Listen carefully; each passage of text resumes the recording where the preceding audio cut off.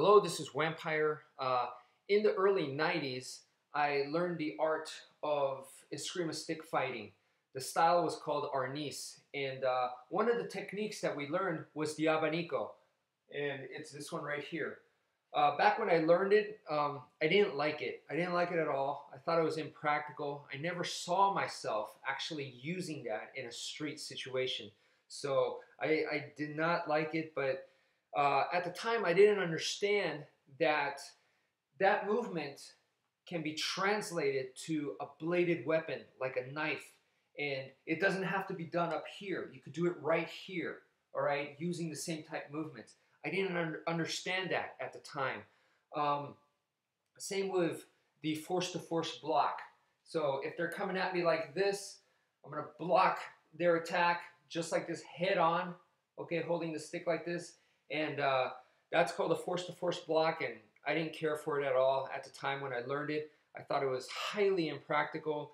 I thought it was like for beginners, and basically you had like a technique like that, which is a roof block where you slide it off, and your counter strike is 10 times better.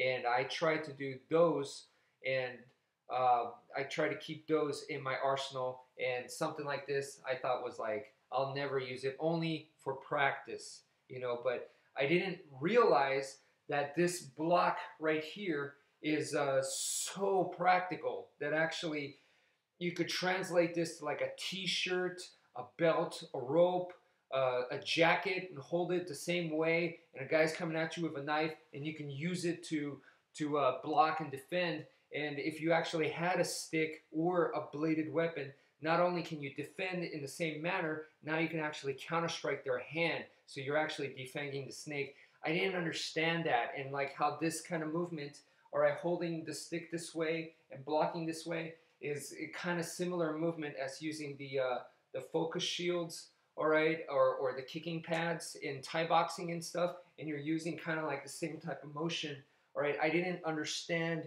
any of that at the time. Um, the good thing, however, was that even though I didn't care for certain techniques like those two, there's a lot more that I didn't care for, but there were other techniques that I liked. But I continued to practice the whole thing, even on my own. So after I left the school and continued to practice by myself, because I moved and stuff like that, or went to different schools and stuff, um, what I learned, I kept it as like a set. This is my Filipino martial arts set. So after that, I went into like Aikido. I remember a little bit of Taekwondo and stuff like that. So I started going into different styles and stuff. And when I did go back and practice on my own at home, the Filipino martial arts, eskrima and stuff, I went and did the whole thing. So that included, you know, the abanico and the force-to-force block. I still continue to practice it, all right, even though I wasn't a big fan of it. And that is so important. That's what you got to do, because you have to be humble. You have to be respectful. There's no problem in you liking certain techniques over the other, all right? Like I said, the roof block, I thought this technique was great. Really liked it. Umbrella block, I didn't like it, all right? I thought it was awkward. I was like, really? Okay, so didn't care for it, you know?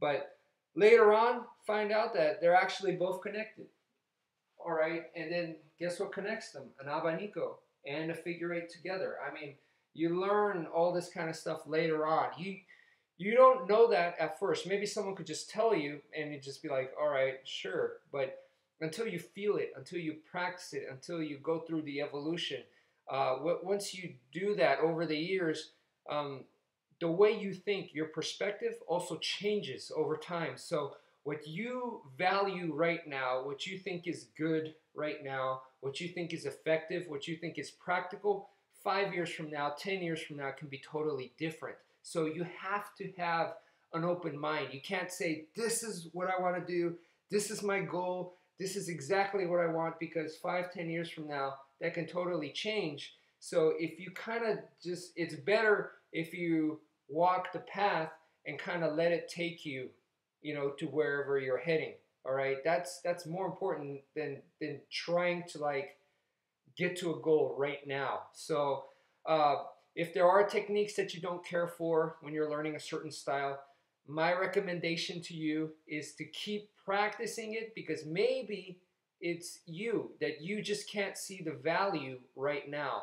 But later on, you might be able to. Your mind might become open, make your skills a lot higher. You know, your perspective changes, and then you go, "Oh, that's what it." Because that's exactly what happened to me. So, like, let's say you go train in Aikido, and the first thing they do is like make you roll and stuff, and you think, "Wow, that's really stupid." You know, do them anyway. All right, keep your comments to yourself. Do them anyway, and it's okay if there's other things that you like more.